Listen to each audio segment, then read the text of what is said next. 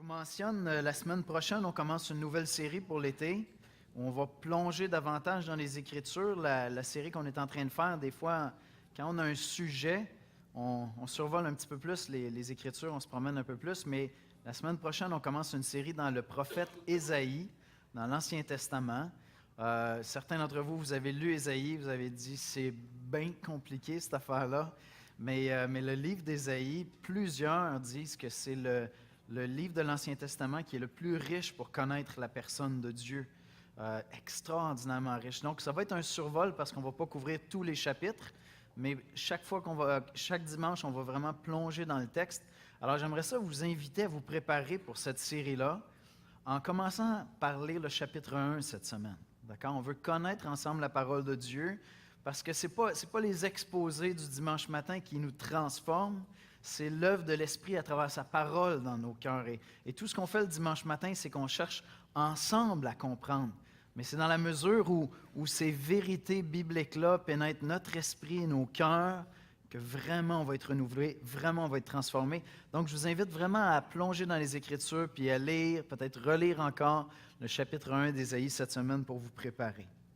Alors, la semaine dernière, on a commencé une toute petite série qu'on termine ce matin. Si vous êtes ici pour la première fois, peut-être que ça va sembler particulier ou étrange. On fait une série sur le deuil, d'accord?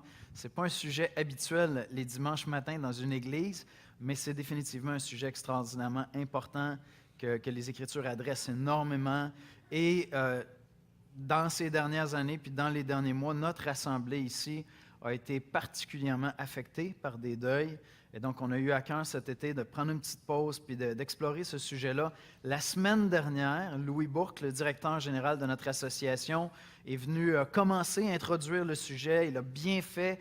Donc, je veux vous encourager. Si vous n'étiez pas des nôtres la semaine dernière, cette semaine, on s'en va dans les deuils particuliers, les départs prématurés, les deuils inattendus vraiment.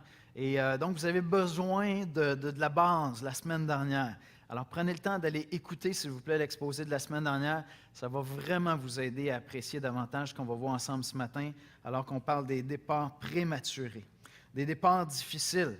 Et puis, les questions auxquelles on veut répondre ce matin, c'est comment est-ce qu'on vit ça? Comment on vit des deuils, des départs prématurés, lorsque des gens nous quittent trop tôt? Pas selon ce qu'on est habitué, n'est-ce pas? On est plus habitué. L'humanité s'est accoutumée, si on peut dire, je ne sais pas si je peux le dire comme ça, mais avec le départ de nos aînés. Mais il y a d'autres départs qui sont extraordinaires. Et comment est-ce qu'on vit ça? Et où est Dieu à travers tout ça? Dans ces moments-là, où se trouve Dieu? C'est ça qu'on veut aller voir ensemble ce matin. On va commencer avec la lecture des Écritures. On va aller dans le livre de Job. Et vous allez voir ce matin, on va juste effleurer certains passages, mais on va aller voir des vérités bibliques importantes dans le livre de Job. Alors, si vous le voulez bien, on va se courber, on va aller dans un mot de prière, puis ensuite, on va écouter la lecture de la parole de Dieu. Seigneur, on lit dans ta parole dans 2 Corinthiens 1, les versets 3 et 4. « Béni soit Dieu, le Père de notre Seigneur Jésus-Christ, le Père des miséricordes et le Dieu de toute consolation, qui nous console dans toutes nos afflictions, afin que par la consolation dont nous sommes l'objet de la part de Dieu, nous puissions consoler ceux qui se trouvent dans l'affliction. » Père, on veut ce matin s'approcher de toi humblement, dans une attitude de révérence, Seigneur, parce que nous croyons en toi. Nous croyons que tu es là, Seigneur, mais en même temps, on veut reconnaître qu'il y a des moments où tu deviens extraordinairement intangible à notre foi, difficile à percevoir, ou dans notre expérience profonde, on a l'impression que tu es disparu, Seigneur. L'impression peut-être que tu nous as abandonnés. L'impression, Seigneur, même que tu en as échappé une. Alors, Père, je veux te demander ce matin de venir appliquer ta parole dans nos cœurs. Seigneur, donne-nous de recevoir les vérités de ta parole, qu'elles puissent vraiment nous transformer, nous consoler comme on vient de le lire. Donne-moi, Seigneur, cette sensibilité et cette grâce nécessaires. Remplis-moi de ton esprit, remplis-nous de ton esprit, afin, Seigneur, que Que ces vérités soient abordées avec grâce, avec douceur, avec amour, Seigneur. Et viens nous transformer à ton image, Jésus. Amen. On va écouter la lecture de la parole de Dieu.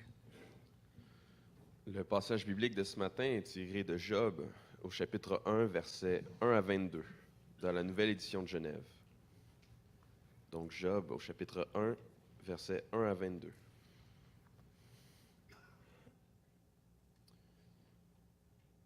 Il y avait dans le pays d'Uz un homme qui s'appelait Job. Et cet homme était intègre et droit. Il craignait Dieu et se détournait du mal. Il lui naquit 7 fils et 3 filles. Il possédait 7000 brebis, 3000 chameaux, 500 paires de bœufs, 500 ânesses et un très grand nombre de serviteurs. Et cet homme était le plus éminent de tous les fils de l'Orient. Ses fils allaient les uns chez les autres et donnaient tour à tour un festin. Et ils invitaient leurs 3 sœurs à manger et à boire avec eux. Et quand les jours de festin étaient passés, Job appelait et sanctifiait ses fils. Puis il se levait de bon matin et offrait pour chacun d'eux un holocauste. Car Job disait, peut-être mes fils ont-ils péché et ont-ils offensé Dieu dans leur cœur? C'est ainsi que Job avait coutume d'agir. Or, les fils de Dieu vinrent un jour se présenter devant l'Éternel, et Satan vint aussi au milieu d'eux. L'Éternel dit à Satan, « D'où viens-tu? » Et Satan répondit à l'Éternel, « De parcourir la terre et de m'y promener. » L'Éternel dit à Satan, « As-tu remarqué mon serviteur Job? Il n'y a personne comme lui sur la terre. C'est un homme intègre et droit, craignant Dieu et se détournant du mal. » Et Satan répondit à l'Éternel, « Est-ce d'une manière désintéressée que Job craint Dieu? Ne l'as-tu pas protégé, lui, sa maison et tout ce qui est à lui? Tu as béni l'œuvre de ses mains et ses troupeaux couvrent le pays. Mais étends ta main, touche à tout ce qui lui appartient, et je suis sûr qu'il te maudit en face. » L'Éternel dit à Satan, « Voici, tout ce qui lui appartient, je te le livre. Seulement, ne porte pas la main sur lui. » Et Satan se retira de devant la face de l'Éternel. Un jour que les fils et les filles de Job mangeaient et buvaient du vin dans la maison de leur frère aîné, il arriva auprès de Job un messager qui dit, « Les bœufs labouraient et les ânesses passaient à côté d'eux. Des Sabéens se sont jetés dessus, les ont enlevés et ont passé les serviteurs au fil de l'épée. Et je me suis échappé moi seul pour t'en apporter la nouvelle. » Il parlait encore lorsqu'un autre vint et dit, « Le feu de Dieu est tombé du ciel, a embrasé les brebis et les serviteurs et les a consumés. Et je me suis échappé, moi seul, pour t'en apporter la nouvelle. » Il parlait encore lorsqu'un autre vint et dit, « Des Chaldéens, formés en 3 bandes, se sont jetés sur les chameaux et les ont enlevés et ont passé les serviteurs au fil de l'épée. Et je me suis échappé, moi seul, pour t'en apporter la nouvelle. » Il parlait encore lorsqu'un autre vint et dit, « Tes fils et tes filles mangeaient et buvaient du vin dans la maison de leur frère aîné. Et voici un grand vent est venu de l'autre côté du désert et a frappé contre les 4 coins de la maison. Elle s'est écroulée sur les jeunes gens et ils sont morts. Et je me suis échappé moi seul pour t'en apporter la nouvelle. » Alors Job se leva, déchira son manteau et se rasa la tête, puis se jeta par terre et se prosternant et dit, « Je suis sorti nu du sein de ma mère, et nu je retournerai dans le sein de la terre. L'Éternel a donné, l'Éternel a ôté, que le nom de l'Éternel soit béni. »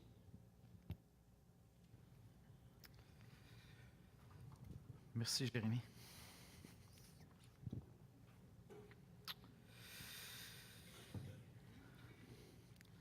Ce matin, on parle des deuils difficiles. Maintenant, tous les deuils sont difficiles, d'accord? Je ne veux pas être insensible d'aucune manière ce matin, puis ce qu'on va aborder ensemble, je n'ai pas le loisir de m'asseoir avec vous, puis d'écouter ce que vous vivez, puis de prendre le temps de l'appliquer personnellement, mais nous croyons profondément, fermement, dans l'existence de Dieu, puis dans la présence de l'Esprit Saint. Et c'est à l'Esprit de venir appliquer dans vos cœurs, dans vos situations, chacun personnellement, les choses qu'on va voir ensemble. Mais lorsqu'on a pensé à cette série-là, on a pensé parler du deuil, tout simplement, qui a des éléments communs à travers tous les deuils. Puis Louis l'a bien fait la semaine dernière. Il a vraiment bien mis la table. Je suis très reconnaissant. Et on a pensé parler des départs prématurés.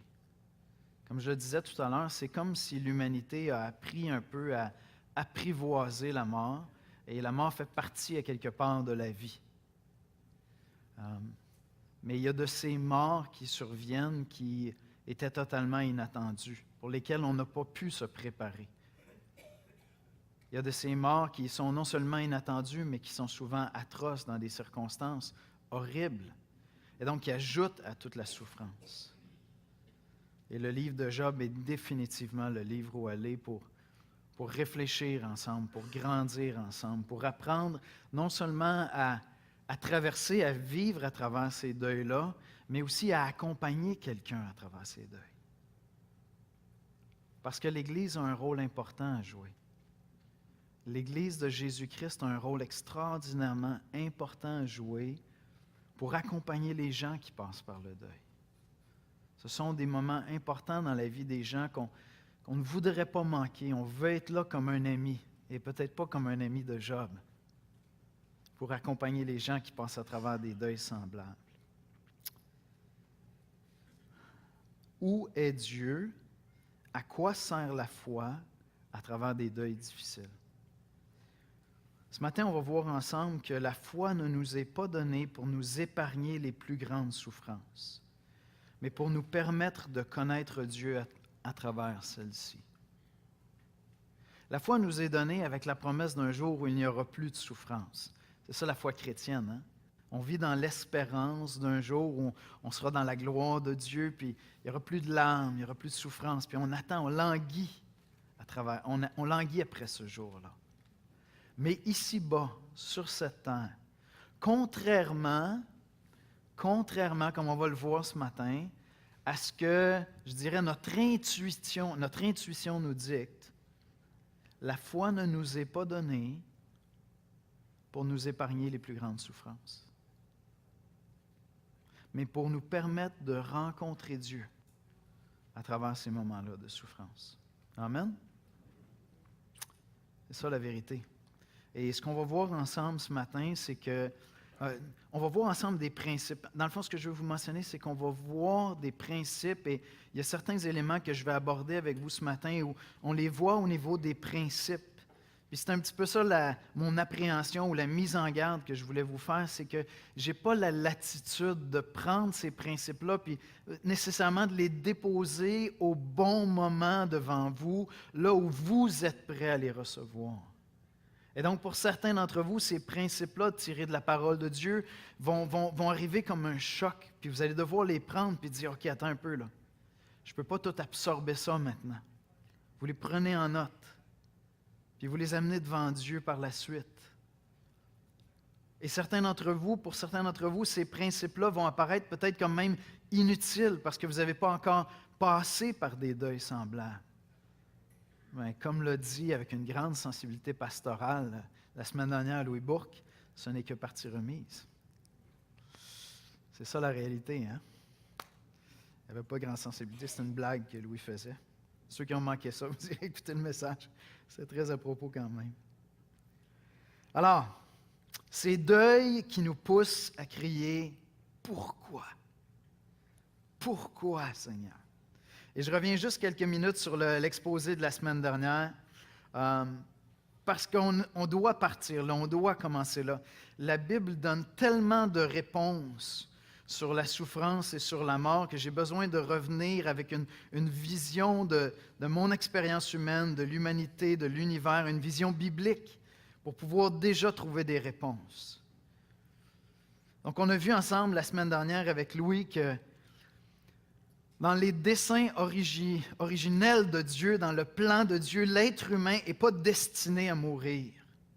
Ça, c'est quelque chose d'important. Ce n'est pas que Dieu n'avait pas prévu la suite. Au contraire, ça aussi, c'est dans ses desseins. Mais Dieu ne nous a pas créés pour mourir. Et c'est important de reconnaître ça dans les Écritures. Parce que c'est là dans l'expérience humaine. C'est là dans la parole de Dieu, mais c'est là dans l'expérience humaine. Intuitivement, l'être humain sait qu'il n'est pas censé mourir. C'est ce qui nous aide à comprendre tout le travail que les êtres humains font. Les chercheurs du monde entier sont engagés dans une quête, arrêter la mort. Ce qu'on réussit au mieux, c'est à la reporter. C'est vrai, on la reporte de mieux en mieux.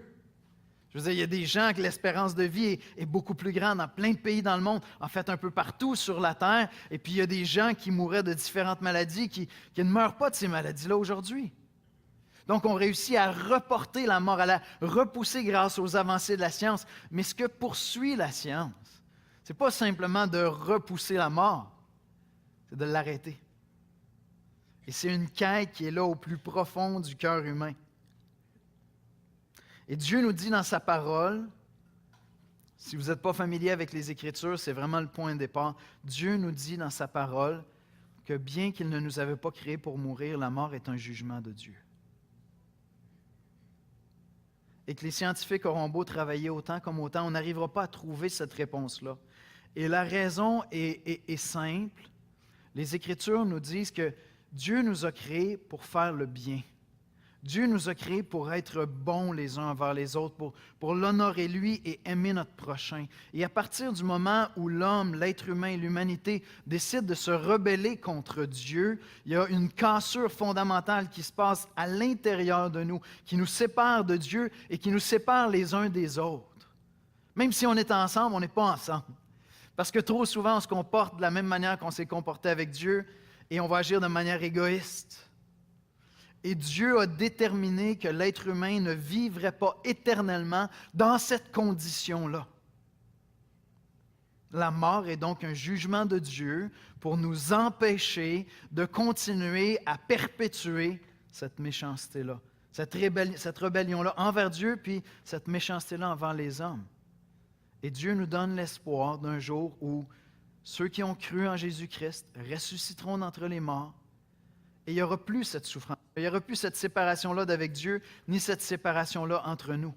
Vous pouvez croire à ça, vous pouvez ne pas le croire. Tout ce que je dis ce matin, c'est qu'intuitivement, l'être humain sait qu'il n'est pas appelé à mourir et ne veut pas mourir, puis applique toutes ses ressources scientifiques à chercher comment réussir à enrayer la mort. Dieu nous a donné un remède pour ça. Dieu nous a donné un remède pour ça. Mais ça nous demande quand même d'accepter que la mort va faire partie de cette vie-ci avant d'aller le rejoindre pour l'éternité.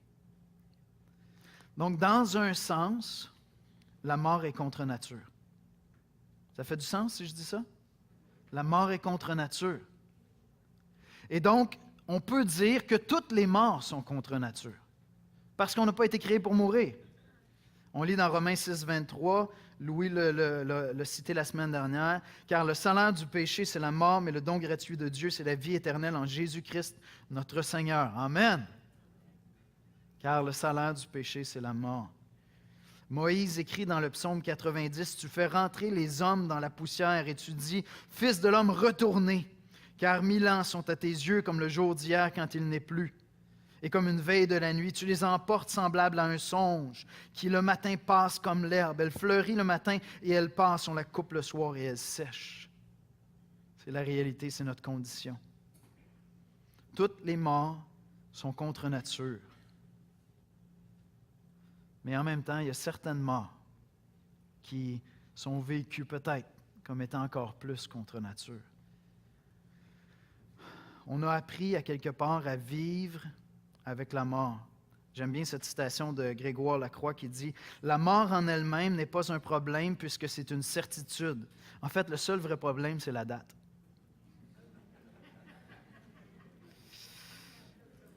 S'il n'y en avait pas, hein, il n'y en aurait plus de problème. Mais voyez-vous, dans le fond, c'est que l'humanité, à quelque part, a appris un peu à apprivoiser la mort. Puis lorsqu'on approche de la mort, puis qu'on sait que ça s'en vient, parce qu'il y a des indicateurs, notre santé, la maladie, tout ça, on essaie de se préparer pour ça. On a appris comme à se préparer pour ce moment-là. Puis peut-être qu'il y a un problème fondamental là-dedans. Parce que si j'apprends à m'y préparer sans Dieu, peut-être que je suis aussi en train de rêver à quelque part. J'ai besoin de la révélation de la parole de Dieu pour m'y préparer comme Dieu veut que je m'y prépare. Mais il y a des morts pour lesquelles on n'a pas le temps de se préparer. Une personne qui décède en bas âge, un enfant qui décède, un décès suite à un accident, une mort violente, un suicide. On ne se prépare pas à ces choses-là. On ne se prépare pas à ces choses-là. Puis à ce moment-là, nos cœurs crient au plus profond de nous-mêmes. Pourquoi? Pourquoi? Ce matin, on se tourne vers le livre de Job pour voir comment lui, il a traversé ses deuils extraordinaires ou ses départs prématurés. Parce que Job a vécu des départs prématurés. Juste au cas où vous ne seriez pas familier avec ce livre-là, je vais juste relire quelques versets que Jérémie nous a lus tout à l'heure. Job 1, 17 et suivant. Il parlait encore lorsqu'un autre vint, on parle des serviteurs de Job, des Chaldéens formés en 3 bandes, se sont jetés sur les chameaux, les ont enlevés et les ont passés, les serviteurs au fil de l'épée. Et je me suis échappé moi seul pour t'en apporter la nouvelle. Il parlait encore lorsqu'un autre serviteur vint et dit, tes fils et tes filles mangeaient et buvaient du vin dans la maison de leur frère aîné. C'est une fête de famille, et voici, un grand vent est venu de l'autre côté du désert et a frappé les 4 coins de la maison. Elle s'est écroulée sur les jeunes gens et ils sont morts. Les jeunes gens sont morts. Et je me suis échappé moi seul pour t'en apporter la nouvelle. Alors Job se leva, déchira son manteau, se rasa la tête, puis se jetant par terre, il se prosterna. Job a vécu des départs prématurés, des départs inattendus, des choses qui font que dans ton cœur, tout ce que tu as envie de crier, c'est « Pourquoi? Pourquoi, Seigneur? » Job a connu ce type d'épreuve qui te terrasse, qui te scie les 2 jambes, puis tu tombes par terre, puis tu as l'impression que tu vas mourir sur place. Il y a comme un vide dans ton esprit. Les oreilles se mettent à te sciller, puis il n'y a plus rien qui fait du sens. Job a connu ça. Puis il a vécu comme les gens de son époque le faisaient. Il a déchiré ses vêtements, il s'est rasé la tête pour crier son deuil. Il s'est prosterné. Puis il est resté en silence pendant de nombreuses journées. Alors déjà, je veux faire quelque chose. On n'aura pas le temps on ne va pas traverser le livre de Job ce matin. Là. C'est des chapitres et des chapitres et des chapitres. Mais je veux vous dire que le livre de Job, c'est un livre extraordinairement pratique pour traverser des deuils. C'est un livre qui répond aux plus grandes questions qu'on vit à travers les deuils. C'est un livre à travers lequel on apprend à pleurer, on apprend à se lamenter devant Dieu, on apprend à accompagner ceux qui passent par le deuil. C'est un livre à travers lequel Dieu donne des réponses à ces grands pourquoi. On va l'effleurer ce matin. Mais si vous traversez un deuil, si vous traversez un deuil difficile, allez lire Job. Jour après jour, puis il y a des moments où ça va vous faire du bien, il y a des moments où ça va vous révolter, il y a des moments où vous allez avoir envie de pleurer avec Job, il y a des moments où vous allez avoir envie de crier avec Job, il y a des moments où vous allez vouloir prendre des chapitres puis aller voir vos amis puis dire « Regarde, c'est ça que t'es! » Même votre conjoint, qui n'est pas au même endroit que vous à travers le deuil, puis vous allez avoir le goût de dire « Regarde, c'est ça que t'es pour moi, un ami de Job! » Le livre de Job, je me permets de le dire comme ça, d'accord? C'est vraiment un livre thérapeutique à travers le deuil, mais de la meilleure qualité possible, parce qu'on le vit avec Dieu. Maintenant, regardons ensemble comment Job répond à ce deuil qui vient le frapper. Sa présence suffira.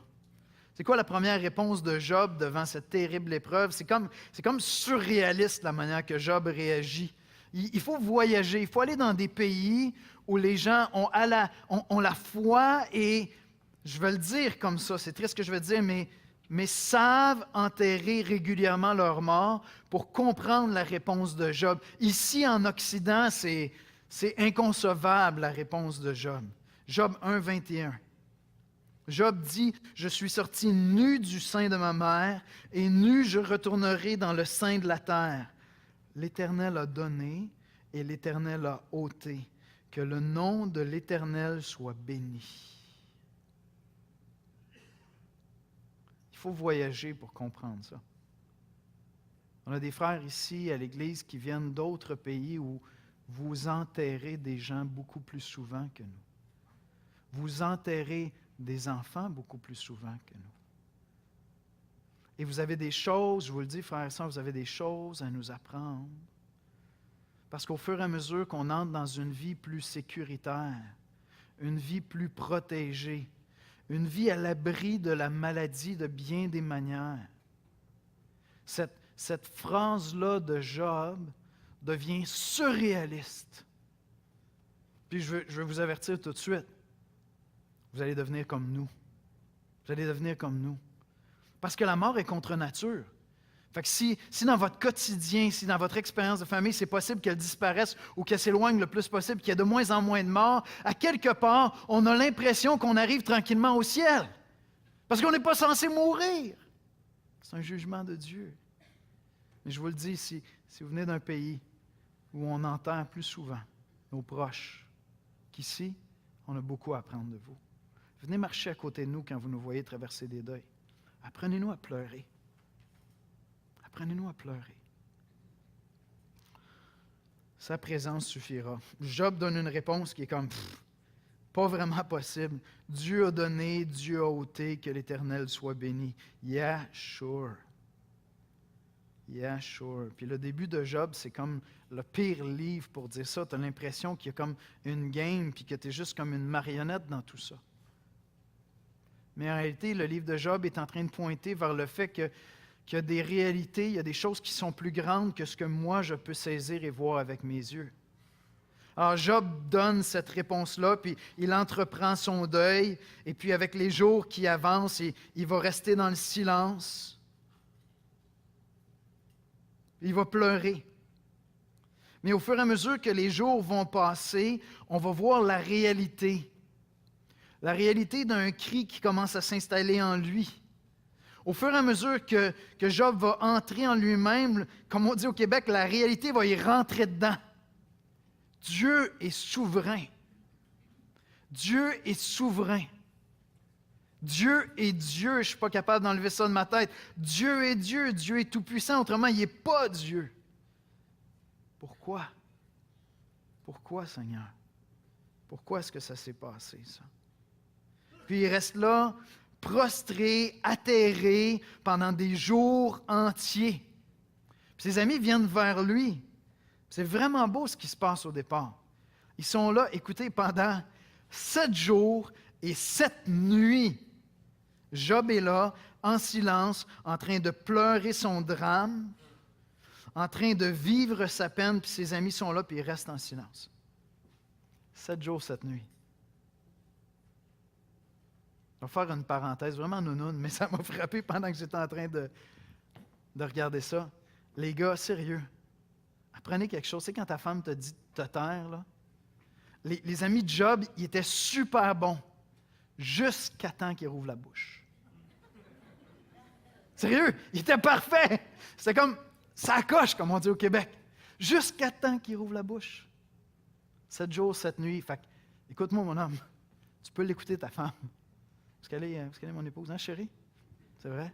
Tu peux l'écouter, ta femme, en silence. Puis pense-y avant d'ouvrir la bouche, parce que ça se peut que tu scrapes tout ce que tu as fait. Toi, tu es là, puis tu veux expliquer pourquoi ça se passe comme ça dans sa vie, puis pourquoi elle souffre, puis tu veux lui donner plein de remèdes. Bravo, c'est ça qu'ils ont fait. Ça allait bien jusqu'à temps qu'ils rouvrent la bouche. Ça allait bien jusqu'à temps qu'ils rouvrent la bouche. 7 jours, 7 nuits. Ah, il y a des profondes leçons pour la vie de couple là-dedans, je vous le dis.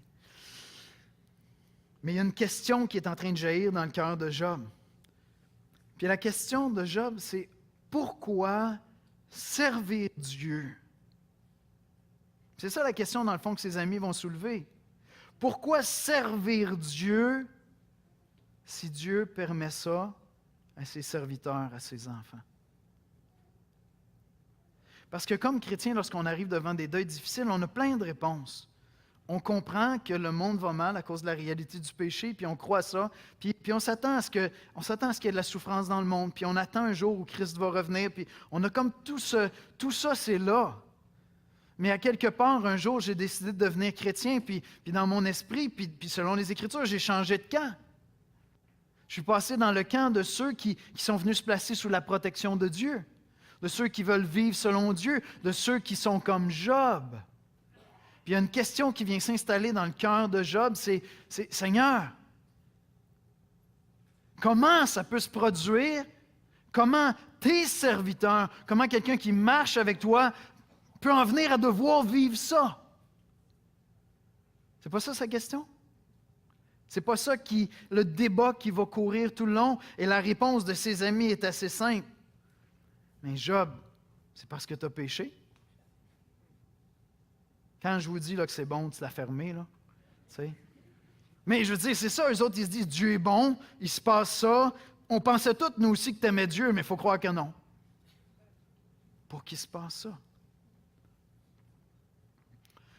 Puis si Job n'a pas péché, Job est quand même en train de lutter. On le voit très bien à travers les chapitres. Parce que le pourquoi il est là, il est énorme, il est là dans son cœur, puis il dit, Seigneur, je ne comprends pas ce qui se passe ici. Je ne suis pas en train de dire que tu n'es pas juste, mais je ne comprends pas ce qui se passe ici. Et il rentre dans un débat énorme. Et c'est la question qui vient dans nos cœurs. C'est la question qui vient dans nos cœurs lorsqu'on passe à travers des deuils prématurés. Parce que les autres, à quelque part, on avait appris à les apprivoiser. Mais là, on se dit que c'est quelque chose qui n'est pas naturel. Parce que maintenant, pour nous, la mort est naturelle. Certaines morts sont naturelles. Mais enterrer tes enfants, ça, c'est pas naturel. Un accident, c'est pas naturel. Des morts atroces, c'est pas naturel. Des suicides, c'est pas naturel. Mais la mort tout court est contre nature. Et donc, une des choses qu'on apprend à travers le livre de Job, c'est que la foi ne nous a pas été donnée pour nous épargner les plus grandes souffrances, mais la foi nous a été donnée pour qu'on apprenne à connaître Dieu à travers la souffrance. Vous ne trouverez pas dans la parole de Dieu que les chrétiens vont être épargnés des plus grandes souffrances. En fait, je vais être téméraire, puis je vais vous dire que Jésus nous a même fait la promesse que les chrétiens souffriraient plus que les autres.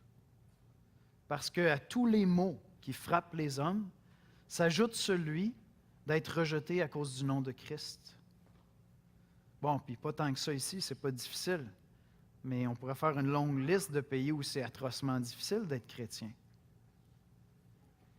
Et donc, s'ajoute à cela, pour nous, de suivre notre Seigneur. Et notre Seigneur est mort dans une mort atroce, crucifié. C'est lui qu'on est appelé à suivre, dans l'espérance d'un monde meilleur.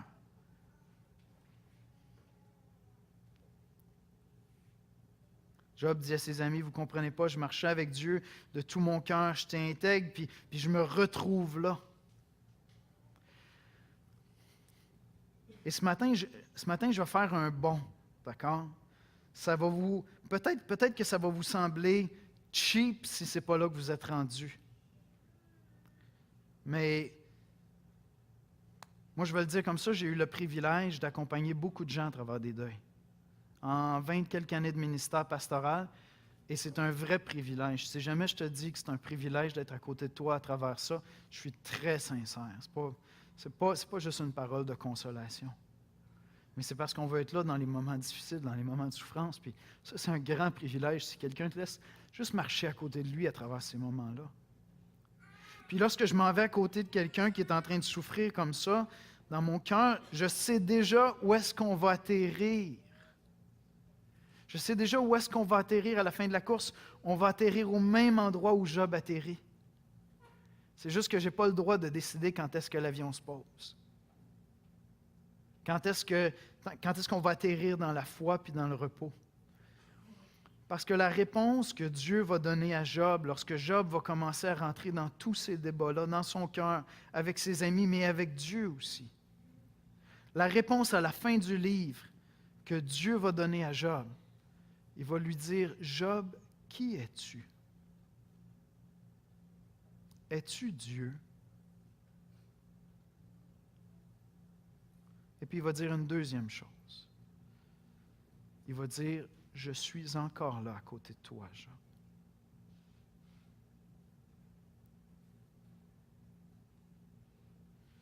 C'est tout ce qu'on trouve. Et c'est suffisant. C'est suffisant, je l'ai vu, pour des dizaines et des dizaines de personnes. C'est suffisant pour un grand nombre d'entre vous qui avez passé par le deuil et par des deuils difficiles. Mais lorsqu'on arrive à la fin du livre de Job, Dieu va prendre la parole, va se manifester à Job et lui pose une question. En d'autres mots, es-tu Dieu? Puis il va lui dire une deuxième chose. Job, je suis là. Tes questions n'enlèvent rien à mon existence et tes doutes puis tes luttes n'enlèvent rien à ma présence à tes côtés. Rien du tout. Et à la fin du livre de Job, Job va dire, mon oreille avait entendu parler de toi, mais maintenant mon œil t'a vu.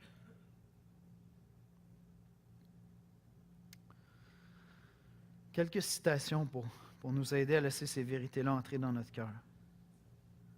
Dans la tourmente de la souffrance, Job a découvert qu'il pouvait faire confiance à Dieu et ne pas perdre la foi. Tout ce dont il avait besoin était de savoir que Dieu était là, présent avec lui. C'est comme si, à quelque part, si je suis chrétien, j'ai déjà la réponse au deuil extraordinaire. C'est le péché puis c'est le jugement divin. Mais ils arrivent tellement vite dans ta face que ta foi est en train de perdre pied. Puis tu voudrais recevoir une autre raison particulière et personnelle. Est-ce que ça fait du sens ce que je dis? Pourquoi moi? Pourquoi lui? Pourquoi ici, maintenant? Et Dieu ne répondra pas à cette question-là. Parce qu'il y a des choses, puis c'est avec ça que le livre de Job commence, il y a des choses qui nous dépassent infiniment, infiniment, infiniment. Nous trouvons toujours Dieu, inévitablement, juste là, au bout de notre corde. Lorsqu'on est au bout de nous-mêmes, au bout de nos ressources, au bout du rouleau. Et ce n'est pas qu'on ne peut pas connaître Dieu ailleurs. Ce n'est pas que c'était impossible pour moi de connaître Dieu ailleurs.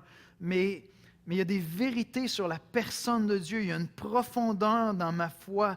Il y a une fermeté dans ma foi qui ne viendra pas s'établir dans mon cœur si je ne passe pas par là. Si on pouvait connaître Dieu parfaitement à travers des livres et de la théorie, ce serait tellement plus simple. Hein? Mais la connaissance qu'on aurait de Dieu, ce ne serait qu'une connaissance théorique. Ce ne serait pas une connaissance réelle. Dieu n'est vraiment pas intéressé à se faire connaître à toi en théorie, je te le garantis. Dieu n'a aucun intérêt à se faire connaître à toi en théorie.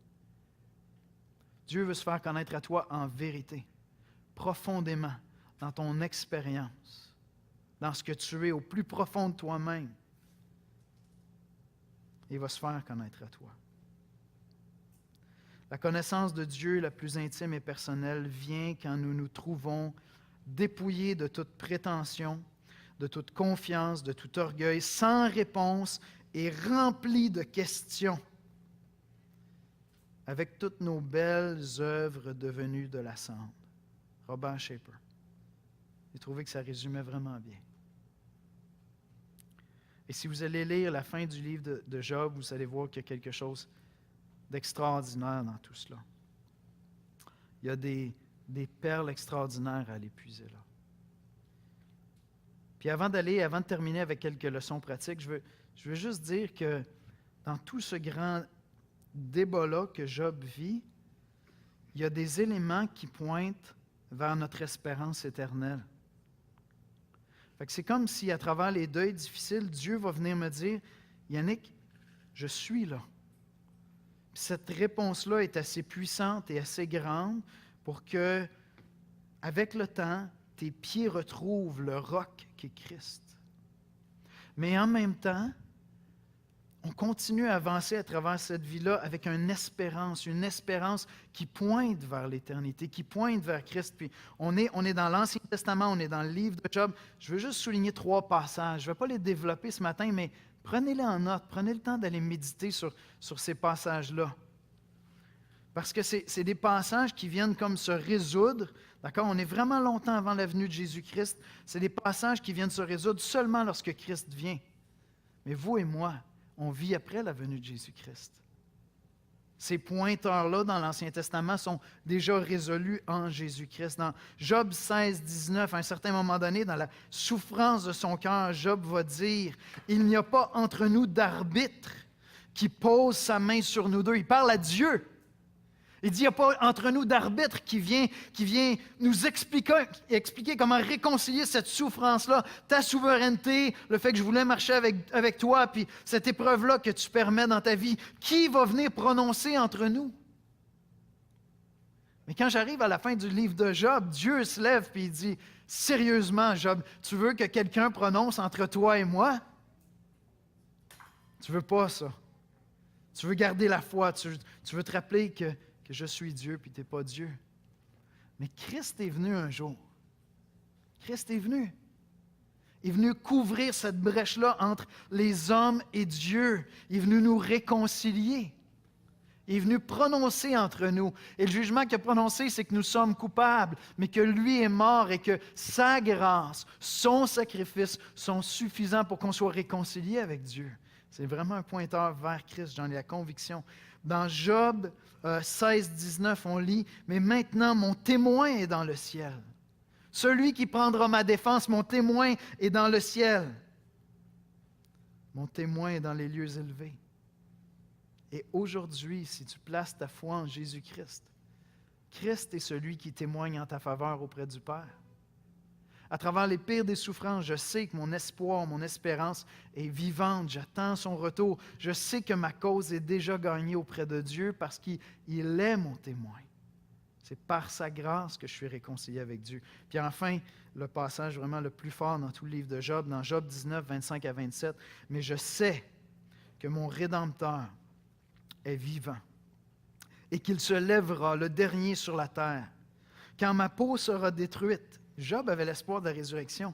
Quand ma peau sera détruite, il se lèvera. Après que ma peau aura été détruite, moi-même, je contemplerai Dieu. Je le verrai, il me sera favorable. Mes yeux le verront, et non ceux d'un autre. Mon âme languit d'attente au-dedans de moi. » Et le mot qui est là, rédempteur, c'est en hébreu le mot goël, qui veut dire un homme qui vient pour prendre la place, qui vient pour sauver un autre homme.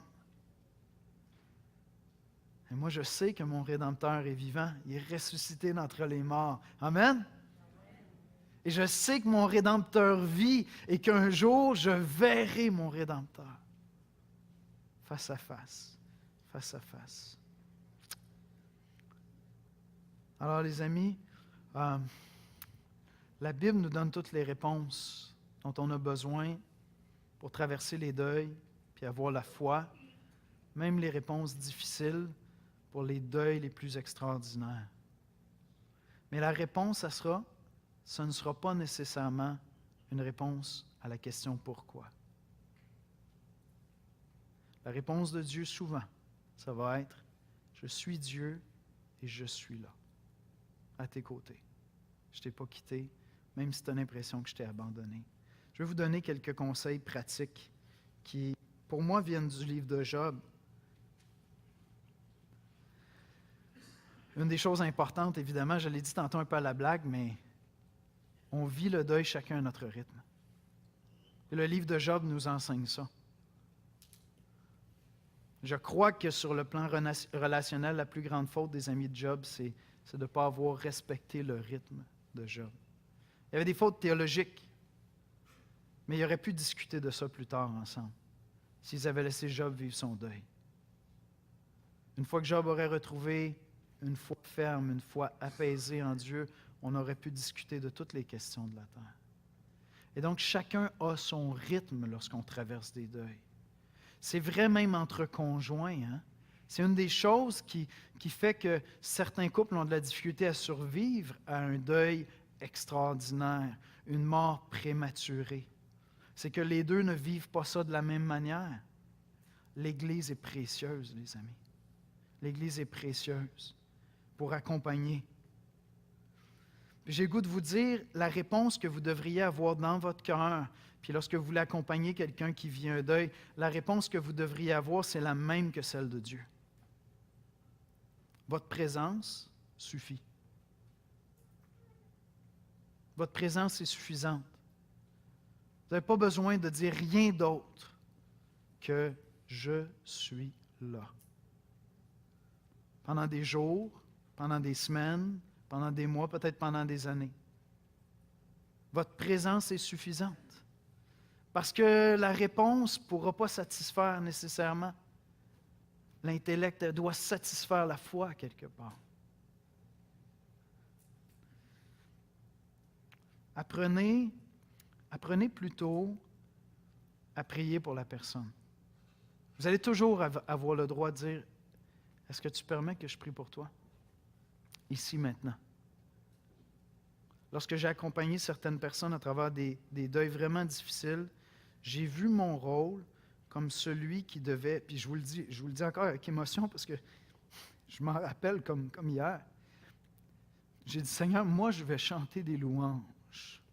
Je vais chanter tes louanges pendant que mon ami n'est pas capable de le faire. Moi, je vais dire que tu règnes encore pendant que lui n'est pas capable de le faire. Vous comprenez? Et c'est ça ton rôle, c'est d'être là, prier. Prier pour lui, avec lui, mais prier pour lui quand tu n'es pas avec lui, puis chanter les louanges de Dieu, puis avoir la foi qu'il n'y a pas à ce moment-là, sans jugement, sans jugement. Flatte-lui le dos au lieu de philosopher. C'est tout. Flatte-lui le dos. Puis tais-toi. Tais-toi. Ça va être parfait. Ça va être parfait. Dieu va faire des belles choses. Dieu va faire des belles choses. Mon oreille avait entendu parler de toi, mais maintenant mon œil t'a vu. Dieu veut t'apporter sa consolation dans les deuils difficiles. Puis Dieu veut nous apprendre à accompagner les gens qui vivent des deuils difficiles. Puis l'Église est un endroit extraordinaire. Si on peut apprendre simplement à marcher à côté de ceux qui souffrent, sans prétendre apporter des réponses que Dieu seul peut donner, puis à marcher à leur côté en silence. Et vous allez voir les gens, parce qu'ils connaissent Dieu, leurs pieds vont retrouver progressivement le roc, le fondement de leur foi qui est Christ. Je termine avec ce passage-là. Mais je sais que mon Rédempteur est vivant et qu'il se lèvera, le dernier sur la terre. Quand ma peau sera détruite, il se lèvera. Après que ma peau aura été détruite, moi-même, je contemplerai Dieu. C'est ça notre espérance, les amis. Et c'est là qu'on veut garder les yeux fixés. Je le verrai et il me sera favorable. Mes yeux le verront et non ceux d'un autre. Mon âme languit d'attente au-dedans de moi. Amen. On va prier ensemble avant de louer Dieu. Seigneur Jésus, on veut élever ton Saint-Nom. Seigneur, nous sommes petits. Nous sommes petits, Seigneur, mais tu nous as donné une intelligence pour poser des questions, pour interroger la vie, pour interroger l'univers, pour étudier le sens de la vie, pour étudier ta parole, pour comprendre nos pensées, pour comprendre les événements qui surviennent, Seigneur. Et lorsque des deuils extraordinaires viennent nous frapper, nous assaillir, Seigneur, notre raison, notre cœur veut des réponses. Seigneur, tu as montré à Job, à travers cette tempête horrible dans sa vie, qu'il n'avait pas à trouver les réponses à ses pourquoi, mais qu'il devait trouver simplement le Dieu qui est la réponse. Seigneur, j'aimerais te prier ce matin pour ceux qui sont encore dans des deuils très difficiles. Viens, Seigneur, te faire connaître à eux. Dans la beauté de ta personne, de ta grandeur, Seigneur, sans donner toutes les réponses, leur dire que tu es là. Viens leur chuchoter à l'oreille que tu es présent, que tu es Dieu, que tu continues à régner. Et viens, Seigneur, tourner leur cœur, tourner leur esprit vers Jésus-Christ, notre Rédempteur. Amen.